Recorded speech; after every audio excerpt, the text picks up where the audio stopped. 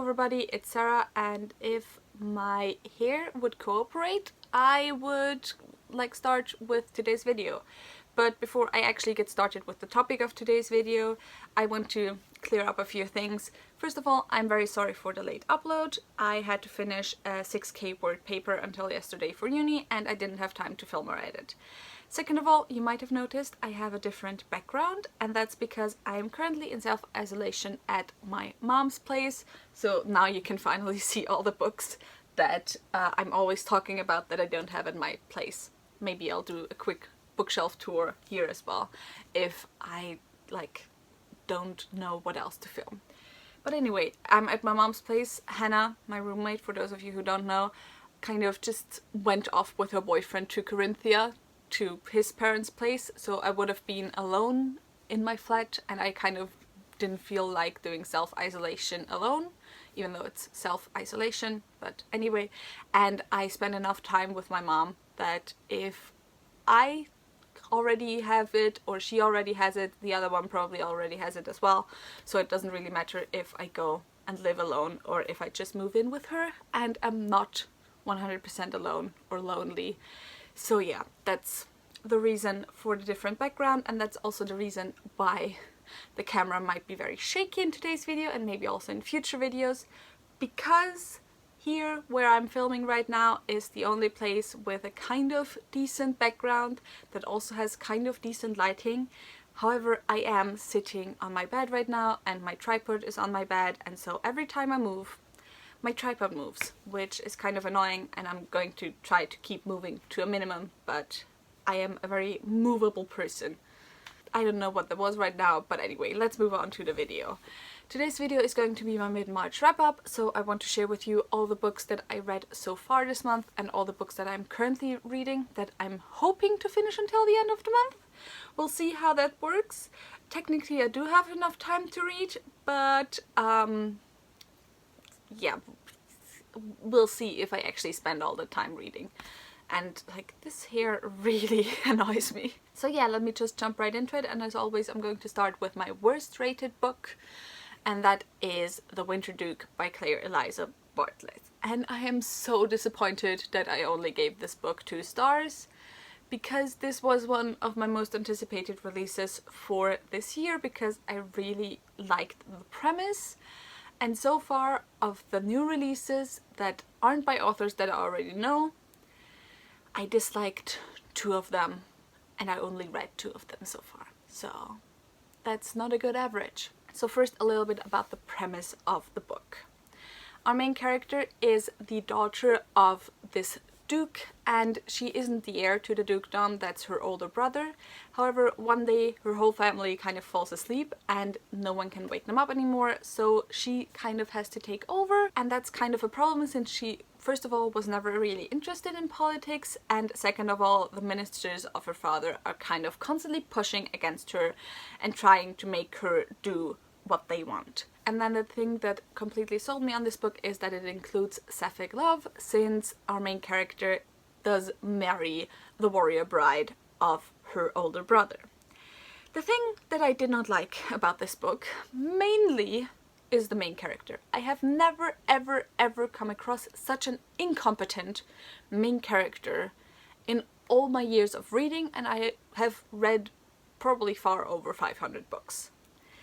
I can get if you have a premise like this and you have a main character who never was interested in politics, that at the very beginning of the book they might be a little bit incompetent. However, I would hope that maybe at the beginning the main character pushes against the role that has now been put on her, but that there comes a point, maybe a third into the book or something like that, halfway into the book, where she decides to, no, I'm going to do this and I'm going to learn and I'm going to become like the most amazing at this thing I now have to do, because that's how books go. However, she does not do that until the very end of the book, and I absolutely hated that. The only thing she ever does is whine and throw temper tantrums. She doesn't want to make any political changes, because what if her dad wakes up again? She's not interested in learning anything, and okay, her ministers kind of also don't teach her anything, but I would expect her character, or this type of character in this type of book, at one point to just put her foot down and say, I know I was never interested in politics, but I have to do this now, so you better teach me. And it's just so annoying. She's just such a pushover, for example, and that was like late into the book. They quarantine the whole castle at the very beginning, which kind of is ironic considering the situation we're in right now. And anyway, they quarantine the whole castle because they don't know if the thing that the like ducal family has is in any way like transferable. I forgot the English word. You know what I mean. And then later on the ministers lift the quarantine and she's like, why was this done without my consent? And the ministers are like, would you have decided differently? We're pretty sure by now that like you can't get whatever the royal family has, so why not lift the quarantine? And what I would have expected her to be like is, yeah, I know, I would have probably decided the same way, but I'm the Duke now and you shouldn't make any decisions without me. What she did instead was like, yeah, I guess you're right. And like, she was like that the entire book. She didn't make any decisions, she just was whiny and threw temper tantrums and complained the entire time how she never wanted this, and so annoying. Anyway, safe to say, I do not recommend this book at all. So while this first book was a 2-star, luckily the rest of the books were 4 stars, all of them. So let me get into the good books that I read so far this month, which are 4 more books. The first of those is Ghosts of the Shadow Market by Cassandra Clare and a bunch of other authors. This is the 3rd of the short story collections in the Shadowhunters universe, and this short story collection mainly follows Chem, and so I might be a little bit biased, but it was my favorite of the short story collection so far. As I said, I gave it 4 stars. It's just, I love Chem so much. As Brother Zechariah, as Chem, as whatever, and there were multiple times that I teared up whenever he reminisced it. I don't know how to pronounce the word. Anyway, whenever he thought back on his time with Will and his time with Tesser, but especially his time with Will, because Will and Chem are just, I love them so much. It's heartbreak to just talk about them. So yeah, let us move on to the next one. The next book I have is The Queen's Bargain by Anne Bishop. There, maybe you can see the title like this. I don't know if you can see it, but it's like a really pretty purple font on the spine. But anyway, The Queen's Bargain by Anne Bishop, which is the 10th book and the newest book in the Black Jewel series. And the Black Jewel series is of course my favorite series of all time. The original trilogy is set in this world whose society has been corrupted and perverted for centuries. However, one day a Black Widow witch makes a prophecy that in the future, dreams made flesh, the living myth witch, will come and will kind of bring society back on its proper path. And so the original trilogy of course follows that person, although it doesn't follow witch, so it doesn't follow the chosen one, but it has the twist that it follows 4 people, like the 4 main characters, although there are some side characters whose lives are in some way interconnected and changed by meeting witch. So I really love the twist on the classic chosen one trope.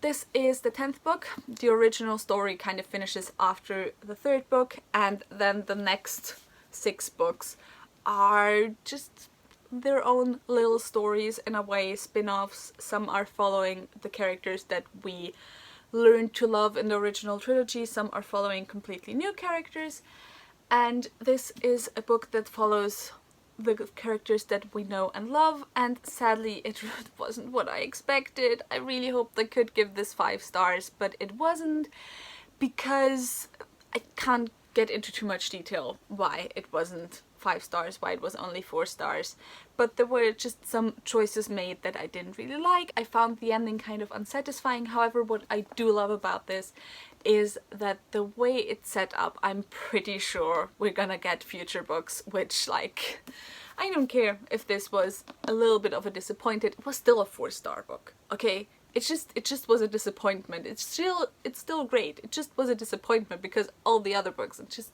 on such another level for me. But yeah, I'm pretty sure we're gonna get more books in this world in the future, and like, I don't know if you can tell about my face how excited it makes me.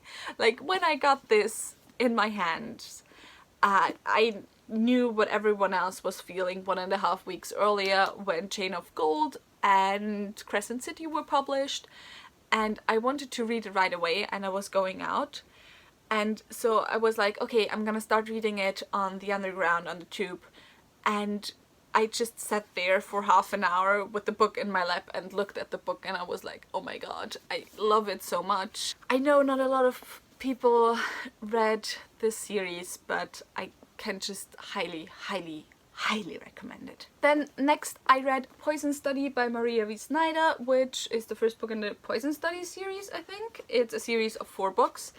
And I have a funny story about this. As I have told you a few times already, I think, I have 2 friends on Twitter and we always buddy read a book a month. And this month we decided on Poison Study, and I thought I had never read this book, but then I went to Goodreads to like click on currently reading, and for some reason Goodreads told me that I had already read this book.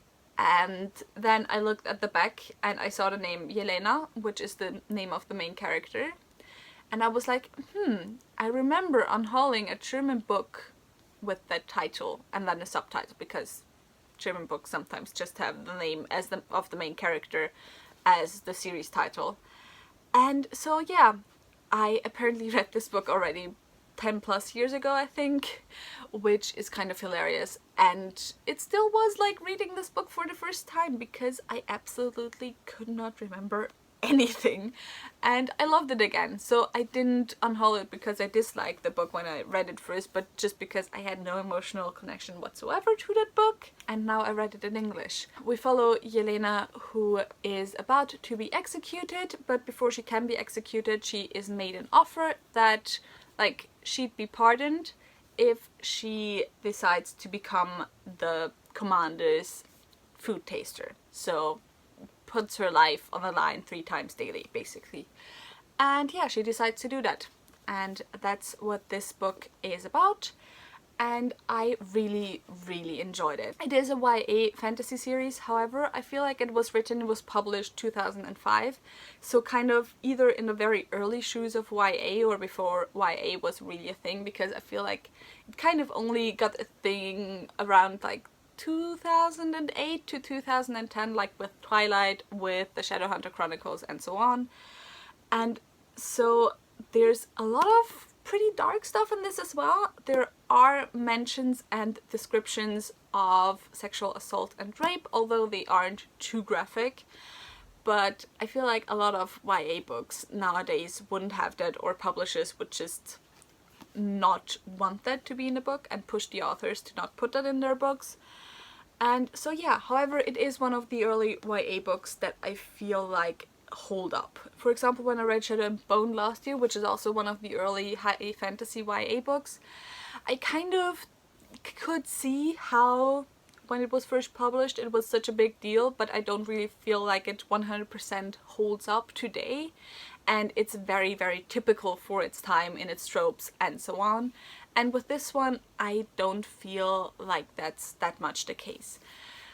However, like one little thing where I'm like kind of ambivalent about that is that there is a transgender character, and I was kind of not too happy with the language used to describe the transgender character. However, at the same time I feel like the language used to describe the transgender character was just very 2005, so it's kind of just like a little bit dated, let's just say it like that. So yeah, but not, again, in any malicious way, and I was kind of surprised to see that there's a transgender character in a 2005 novel, because again, not something that we saw that much of like early on in YA literature. It's not something that we see that much of now, to be fair. So, and then the last book I finished so far in March is Chain of Gold by Cassandra Clare, which is the first book in the Last Hour series. And I won't talk too much about this because I have a whole entire review on this book, and I will leave that link down below and up there. So yeah, let's move on to the books that I'm currently reading.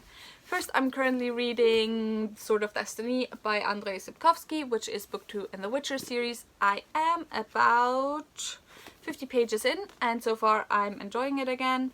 And this one I think I'm definitely going to finish before the end of March, so we'll see my final thoughts in my whole March wrap-up. Next, I'm reading Wie Lukas Charles Darwin aus der Klemme half, eine etwas andere Geschichte der modernen Biologie by Michael Zeidler. This is a middle grade book about the history of biology, or like genealogy. I'm not sure how. I don't often know the words for like scientific things in English, so, but I hope you know, like the thing Darwin did and the thing Mendel did, like those genes, chromosomes, and that type of stuff. It's a quick and easy read, but it's kind of boring for me because I know most of the information already that's talked about in this book, because of course I learned it in biology in school, but I'm already 165 pages in, and yeah, I'll just finish it because I pulled it from my TBR jar for March. Then my series TBR jar pick was Forest Mage by Robin Hobb, which is book 2 in the Soldier's Son trilogy, and with this one I do not have much progress. I'm 40 pages in, and yeah, I'm probably not going to finish this by the end of the month because I have a lot of books that I'm currently reading. Next, I'm reading The Sigil by Sigil, and I got an e-copy of this book in return for an honest review, and so far I'm not very far into it. I'm like, again, about 50 pages into it, which, yeah,